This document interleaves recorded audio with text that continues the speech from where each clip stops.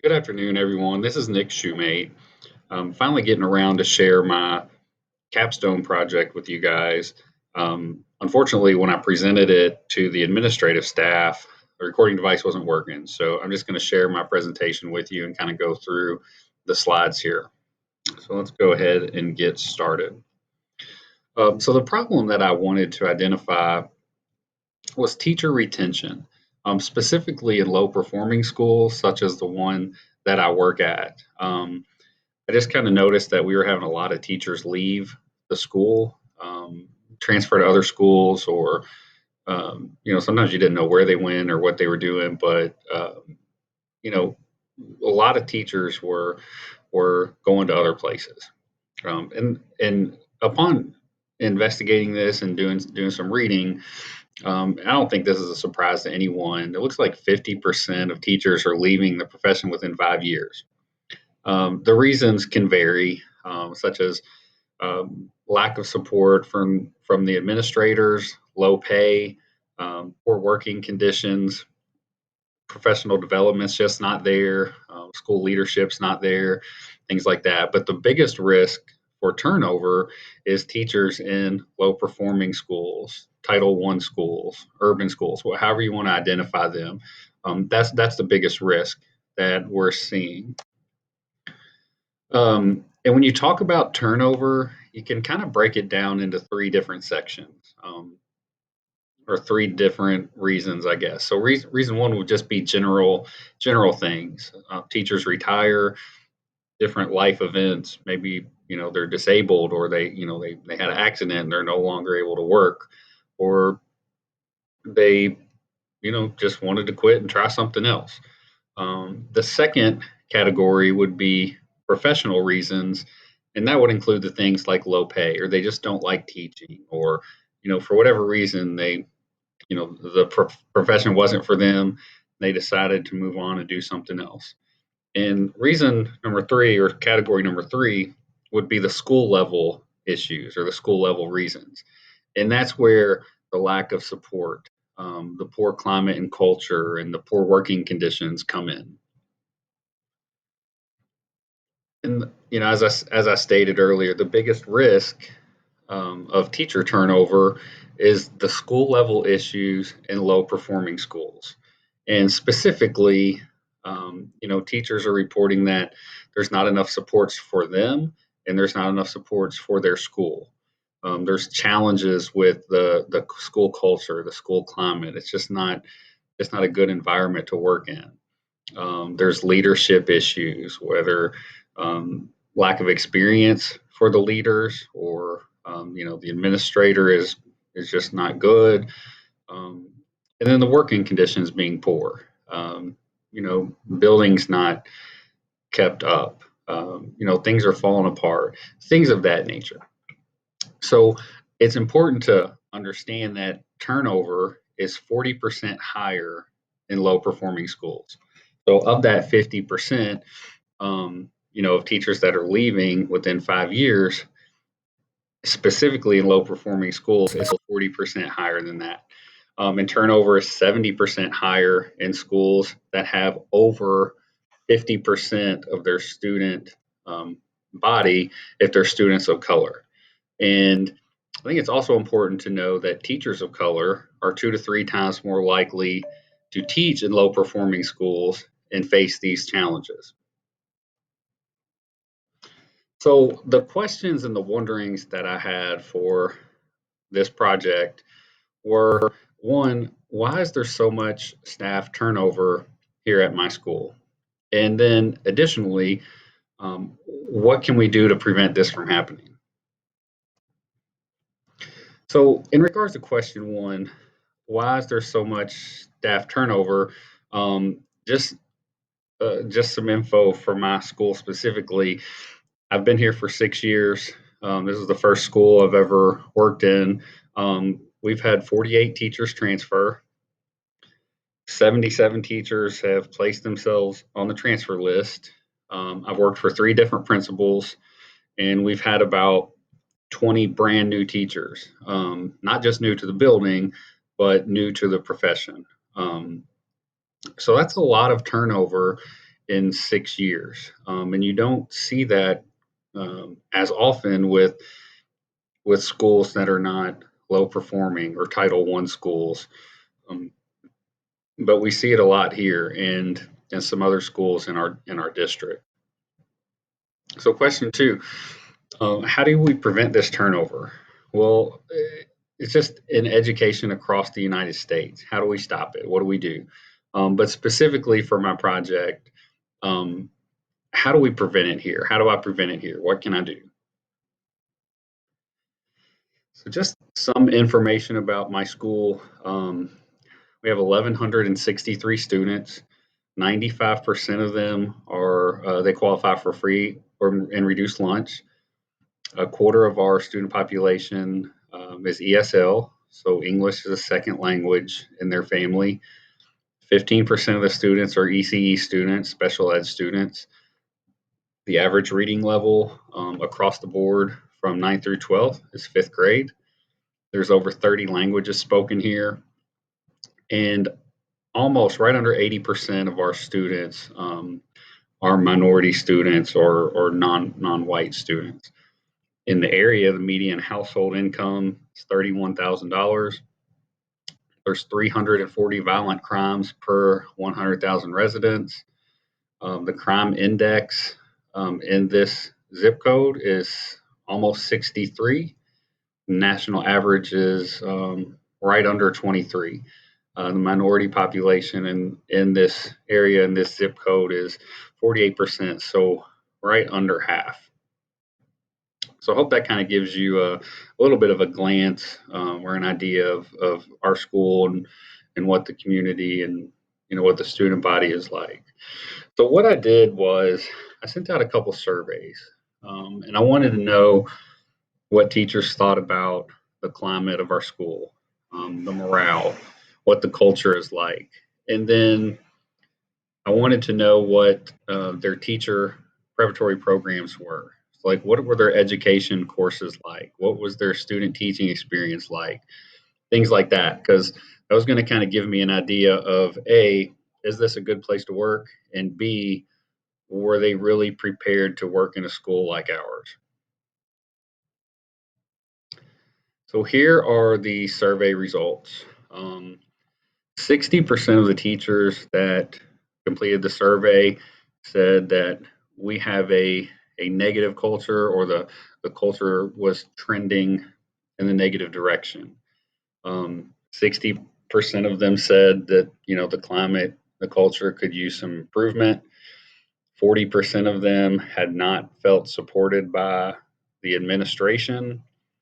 60% of them said their evaluations, their conferences, their interactions with their evaluating administrator were not positive or effective. Half of those teachers were considering transferring to other schools, and of that 50%, a quarter of them said it was because they didn't feel safe. 40% of them said it was because of the fights and the bad behavior, and 60% of them that were considering transferring said they felt like there's no support um, from school or from the district. And when I got the results from the asking about the education programs they were in, half of the teachers said that their university didn't prepare them for teaching, or they didn't feel like their university prepared them to become a teacher. 60% of those teachers had an actual mentor program, and 60% of them said that the mentor program they had, wasn't really effective. It was bad, and they didn't really see any benefits from it. So the plan to improve the culture and climate of our school. Um, I think we need to increase support. And let me go ahead and say that our administrative team is fairly new to the school. Um, they came in January of 2020, and by March, we were on virtual learning because of of the pandemic. So I feel like a lot of their attitudes and feelings towards the new administrative team um, are different or would reflect different if the new administration had been at our school for a while. But either way, to increase support for our teachers, um, I'd like to meet with our administrators and see or make sure, see if they could do this or make sure that they meet with each one of their teachers at least 3 times a year at the beginning of the year to go over their plan. When the first semester, right before the first semester ends, or right when the second semester starts, and at the end of the year, just to kind of review everything. I want them to be able to create their professional growth plan together. Review it regularly, add to it, take things away. Make it a living thing and let them keep making adjustments. But I want them to create this plan together. Let the teacher have a say on what kind of professional development they want or what they need. Halfway through the semester, the teacher can say, well, I'm struggling with this, or the administrator could say, well, I see that, this might be an area of improvement, and let it constantly be a changing thing so the teacher can feel supported and grow the best they can in their craft. I'd like to see a minimum of 3 observations. And when I say observation, I don't mean a 10-minute walkthrough or a 5-minute walkthrough. You know, a full observation. When making sure that the administrators are doing the pre-observation conference, the post-observation conference, and make sure it's meaningful. Don't just check those boxes and say, I saw this, this, this, or I didn't see this. Have a real discussion.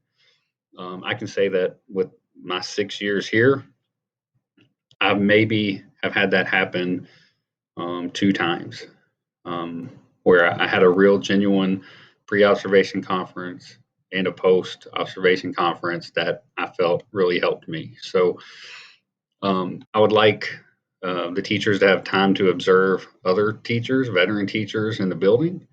I think it's always refreshing to see how other teachers are doing things, and creates that potential for collaboration also. I think as administrators, we need to be intentional about celebrating our staff, showing appreciation. Didn't really have a whole lot of that I can remember in the last 6 years. I mean, there were some things that looked like they were thrown together at the last minute. So it was kind of like, oh, we better do this, or But I think those celebrations need to be intentional. Um, I believe we need to create a culture and climate committee, um, and encourage participation from everyone. Don't just select people that you want. Open it up to everyone. See if they'll join, and that might get some people on board that can start changing the culture and climate of the school. So the group needs to be diverse. It needs to have people from every department. So a lot of people need to be represented there. Administrators, as administrators, we need to have an open door policy. We need to be visible throughout the building, and maybe just an easy thing like get a staff of the week, a staff of the month, staff of the year, something like that. So as far as the mentor programs, with our school specifically, and other schools too, but I think our new teacher mentor programs um, need to be more intense. I know that when I was a new teacher, um, we met maybe twice a month. It was for 30 minutes. I don't feel like I learned a lot. I don't feel like I got a lot of support. Not that my mentor wasn't a good person or a good teacher, but just wasn't a lot of opportunity for us to meet, work on things, for me to ask questions, things like that. So, with a new mentor program that I would suggest, um, when you're in school for those first couple days or that first week before we get a whole week before school starts, because we're an AI school. So a couple days during that week, have a day or two where the new teachers tour the building. They have a chance to meet staff, figure out where the copier is, figure out where the sick leave forms are, all that kind of stuff that you really don't get to know. And when we're creating this mentor program, I think it's important that we pair teachers up with people in their own department. Math teacher with a math teacher, science teacher with a science teacher. I think that would really help. I know some teachers here at my building, math teacher was paired up with a social studies teacher. And while I understand the importance of collaborating, um, through different subject areas, I think the mentor mentee program should be someone in your department. I think we need to make sure they meet twice a week. I think we need to open the mentor program to anyone that feels like they need some support. Um, don't just make it first year, second year teachers. If a teacher that's been here for a while feels like they need help, um, let them come, let them join the mentor program.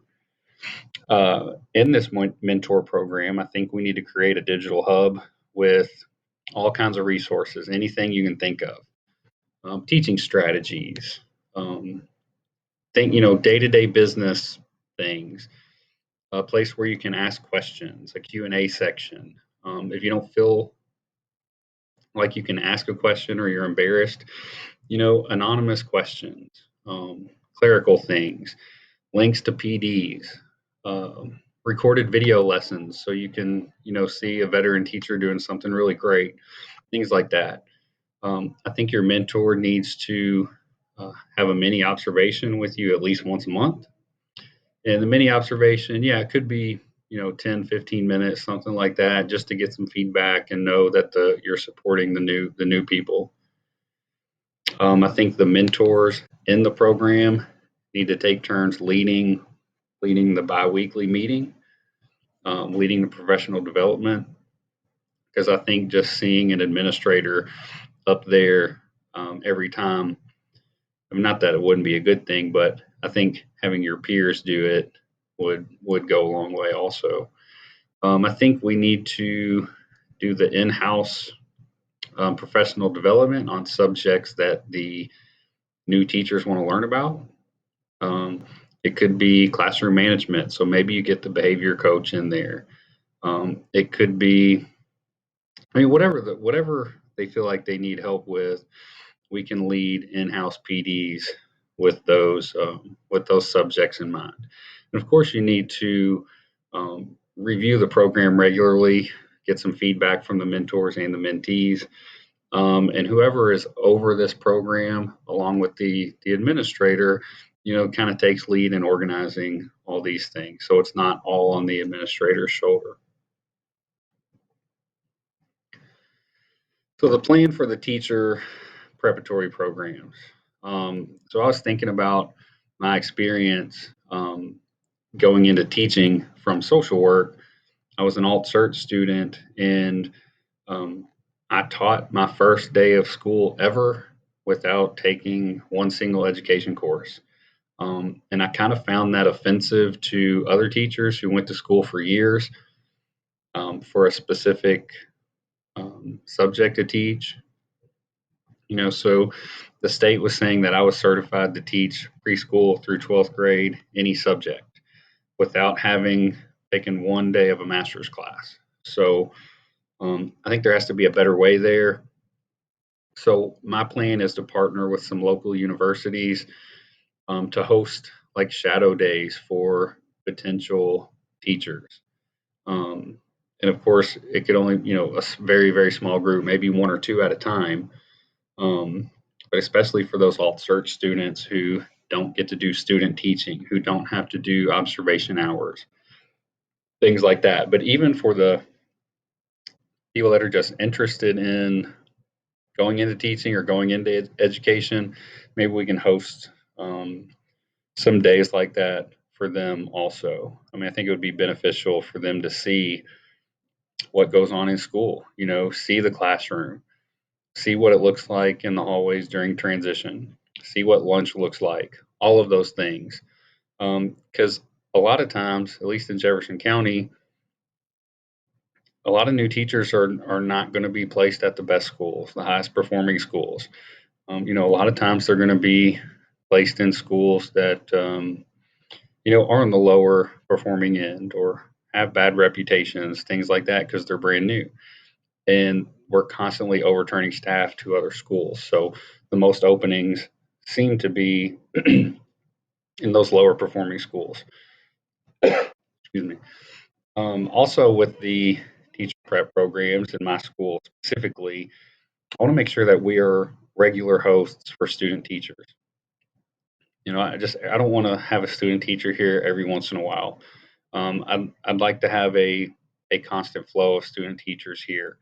And, just for example, the University of Louisville, Spalding University, two fairly big universities really close to us, with a lot of education students, that shouldn't be a problem for us to do.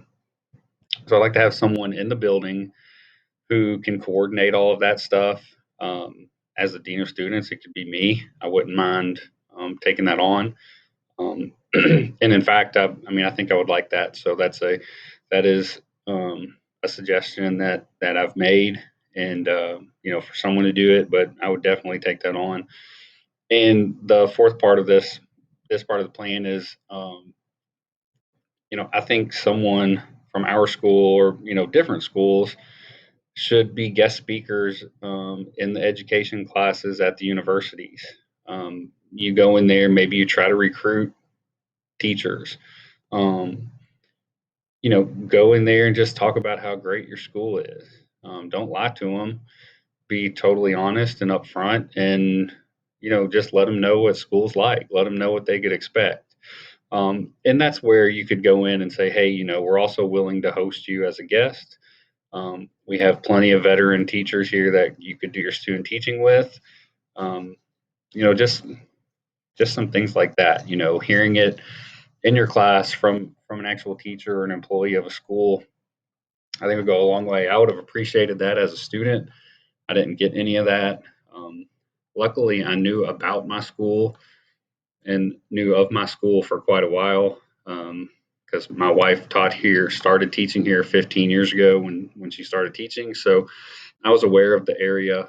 I was aware of the school, um, and actually was super glad and super proud to have this as my first teaching position. So that wraps up my presentation. The three-part plan, to help retain teachers at my school specifically. And I believe that if other schools took, some of these steps and did some of these things, that they'd be able to retain more of their teachers as well. So I appreciate it. I hope you enjoyed the presentation, and feel free to reach out to me if you have any questions.